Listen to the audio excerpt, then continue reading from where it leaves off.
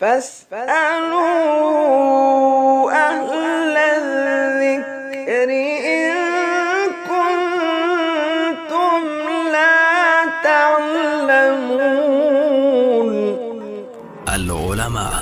علماء و عوام میں حائل خلیج دور کرنے کی ایک منفرد کاوش۔ بسم اللہ الرحمن الرحیم۔ لجنۃ العلماء للافتاء فتویٰ نمبر 167 12 اکتوبر 2021۔ سوال: تقریر کے پیسے لینے کی شرعی حیثیت کیا ہے؟ کچھ حضرات تو ایک تقریر کا 40-50 ہزار مانگتے ہیں اور پیسے طے کر کے تقریر کرنے کا وقت دیتے ہیں۔ کیا یہ جائز ہے کہ ایسے مقررین کو جلسوں میں بلانا چاہیے، بالخصوص جب وہ جگت بازی کرتے ہوں اور قرآن بھی صحیح نہ پڑھ سکتے ہوں؟ جواب: الحمدللہ وحدہ والصلاة والسلام علی من لا نبی بعدہ۔ مقررین اور واعظین اپنے وقت اور سفری اخراجات کے حساب سے معقول معاوضے کا مطالبہ کریں تو اس میں کوئی قباحت نہیں۔ اس کا تعلق عرف کے ساتھ ہے۔ شریعت نے اس حوالے سے کوئی پابندی یا حد مقرر نہیں کی، بلکہ جتنے ذوق و شوق سے علماء کو بلایا جاتا، ان کی معقول و مناسب خدمت بھی اسی اہتمام سے کرنی چاہیے۔ اس معاملے میں علماء و عوام دونوں کو ایک دوسرے کا خیال رکھنا چاہیے، نہ تو عالم دین لوگوں کے لیے بوجھ بنے اور نہ ہی عوام علماء کو مشقت میں ڈالیں۔ دیکھنے میں آیا ہے کہ عوام بعض مقررین و واعظین کے بھاری معاوضے کی شکایت کرتے ہیں، لیکن جلسے اور کانفرنس کے لیے بلاتے بھی انہی کو ہیں۔ کیوں؟ ایک عالم دین کو جب سینکڑوں میل سفر کر کے جانا پڑے، دن رات آنے جانے میں ہی لگا رہے گا، تو عقلاً اور شرعاً ہر دو اعتبار سے کوئی معنی نہیں کہ وہ حسب ضرورت خدمت کا مطالبہ کرے۔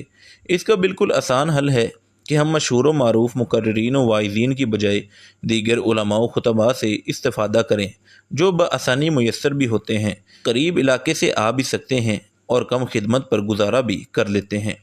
ممبر و محراب اور مسند وعظ و تبلیغ کوئی عام جگہ نہیں، لہذا اس کی عظمت و تقدس کا خیال رکھنا از بس ضروری ہے۔ جو لوگ اس قابل احترام مقام کو چٹکلے اور لطیفے سنانے کی جگہ سمجھتے ہیں، ایسے لوگوں کو قطعاً نہیں بلانا چاہیے۔ ممبر و محراب اگر اسی طرح ناسمجھوں کے حوالے رہے گا تو آنے والے اور بلانے والے دونوں گناہگار ہیں، اور یہ بہت بڑا المیہ اور فتنہ ہے۔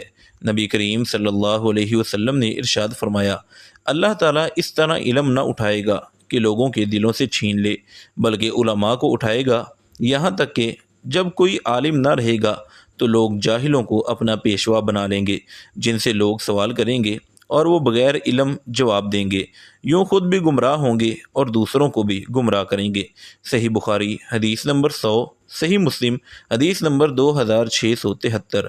ایک اور حدیث میں آپ صلی اللہ علیہ وسلم نے فرمایا، ہلاکت ہے اس کے لیے جو لوگوں کو ہنسانے کے لیے جھوٹ بولتا ہے، ہلاکت ہے، ہلاکت ہے۔ سنن نبی داؤد حدیث نمبر 4990۔ ہلکا پھلکا اور لطیف مزاح اس میں حرج نہیں۔ نبی کریم صلی اللہ علیہ وسلم بھی اپنے احباب و اصحاب کے ساتھ خوش طبع فرما لیا کرتے تھے۔ امام بخاری نے باب الانبساط الی الناس کے عنوان سے ایک مستقل باب قائم کیا ہے، لیکن نبی کریم صلی اللہ علیہ وسلم کی تقریر اور وعظ و نصیحت کے حوالے سے وارد احادیث سے یہی معلوم ہوتا ہے کہ آپ کی تقریر انتہائی سنجیدہ ہوتی تھی، اور سامعین یعنی صحابہ کرام رضوان اللہ علیہم اجمعین بھی اس قدر سکینت اور متانت و وقار سے مجلس سجاتے جیسا کہ سروں پر پرندے بیٹھے ہوئے ہیں۔ لہذا افہام و تفہیم اور سامعین سے اکتاہٹ و تھکاوٹ دور کرنے کی غرض سے کچھ حصے مزاح کا استعمال کر لیا جائے تو اس میں حرج نہیں، لیکن اگر مجلس پر مزاح کا رنگ ہی غالب ہو اور مقرر و واعظ کی پہچان ہی لطیفے اور چٹکلے بن جائے تو یہ انتہائی غیر مناسب بات ہے۔ امام نووی رحمہ اللہ فرماتے ہیں کہ ہر وقت مزاح کا ماحول بنائے رکھنا ممنوع ہے، کیونکہ اس سے انسان بکثرت ہنستا ہے اور اس کا دل سخت ہو جاتا ہے، انسان یاد الہی سے دور ہو جاتا ہے، لوگوں پر جملے بازی کر کے انہیں تکلیف دینا رویہ بن جاتا ہے، دلوں میں حسد اور کینہ پیدا ہوتا ہے اور انسان کی عزت و وقار میں فرق آتا ہے۔ الاذکار صفحہ نمبر 326۔ ان دو باتوں کا تو سوال میں ذکر تھا، مزید کچھ باتیں جن کا عوام اور مقررین کو خیال رکھنا چاہیے بطور فائدہ ذکر کی جاتی ہیں، کیونکہ یہ مسائل آج کل عام ہیں۔ ایسے مقرر و خطیب کو دعوت نہ دیں جو قرآن و حدیث صحیح نہ پڑھتا ہو۔ حضرت عدی بن حاتم رضی اللہ تعالیٰ عنہ سے مروی ہے، ایک خطیب نے نبی کریم صلی اللہ علیہ وسلم کے سامنے تقریر کی، اور کہا من یطع اللہ ورسولہ فقد رشد ومن یعصہما فقد غوا، جس نے اللہ اور اس کے رسول کی اطاعت کی وہ ہدایت یافتہ ہوا، اور جس نے ان دونوں کی نافرمانی کی وہ گمراہ ہوا۔ نبی کریم صلی اللہ علیہ وسلم نے اسے ٹوکتے ہوئے کہا بیس الخطیب انت قل ومن یعص اللہ ورسولہ، تم برے خطیب ہو، تمہیں ایسا کہنا چاہیے کہ جس نے اللہ اور اس کے رسول کی نافرمانی کی۔ یہ حدیث صحیح مسلم میں 870 نمبر میں ہے، جبکہ بعض دیگر روایات کے اندر یہ وضاحت بھی ہے کہ آپ صلی اللہ علیہ وسلم نے فرمایا چپ ہو جاؤ، مسند طیالسی حدیث نمبر 1119، اور بعد میں ہے کہ یہاں سے چلے جاؤ، سنن ابی داؤد حدیث نمبر 4981۔ اس حدیث میں اہل علم کے ہاں یہ بحث ہے کہ حضور صلی اللہ علیہ وسلم نے اس کو کس بات پر ٹوکا۔ بعض کا خیال ہے کہ اس نے یاس اللہ و رسولہ کی بجائے یاسیہما کہا تھا۔ کچھ علماء کا یہ خیال ہے کہ اس نے بات مکمل ہونے سے پہلے یاسیہما پر وقف کر لیا تھا، جس سے معنی و مفہوم بدل جاتا ہے۔ خیر، یہ ایک علمی بحث ہے، دونوں میں سے کوئی بھی وجہ ہو سکتی ہے، لیکن یہاں یہ بات بالکل واضح ہو جاتی ہے کہ خطیب کے لیے اس قسم کی غلطیوں کی قطعاً گنجائش نہیں، جبکہ ہمارے ہاں کے بعض خطباء و مقررین کے ہاں اس قسم کی غلطیاں تو ایک طرف رہ گئیں، قرآن و حدیث کی نصوص و الفاظ پڑھنے میں ایسی خطرناک اور فحش غلطیاں کرتے ہیں کہ الفاظ اور جملے ہی تبدیل ہو جاتے ہیں۔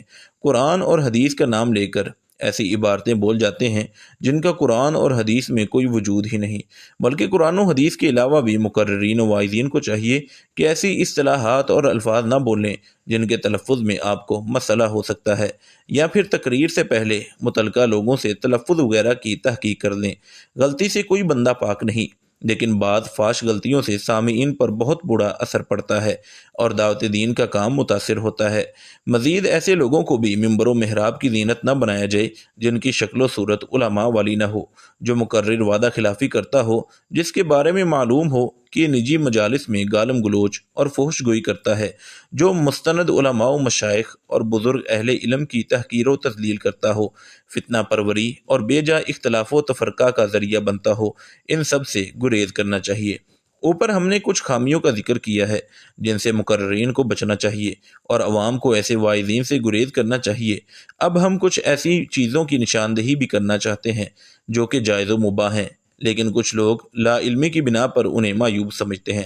مثلاً عالم کا اچھا اور خوبصورت لباس زیب تن کرنا، ضرورت کے مطابق گاڑی رکھنا، تقریر مختصر کرنا یا ساتھ ورقہ لے کر اس سے دے کر خطاب کرنا، سامعین کو بیدار رکھنے کے لیے ہلکا پھلکا مزاح یا موضوع سے غیر متعلق بات کرنا۔ اسی طرح بعض لوگ بڑا عالم و واعظ اسے ہی سمجھتے ہیں جو منت سماجت کروا کے وقت دے، حالانکہ خود وقت دینے والے عالم کی حوصلہ افزائی کرنی چاہیے، بلکہ ایسے علماء کی دوسروں سے بڑھ کر قدر کریں۔ اسی طرح اگر کوئی عالم دین علمی و دعوتی مصروفیت یا کسی عذر کی بنا پر وقت نہ دے رہا ہو تو وقت لینے پر اصرار نہ کریں۔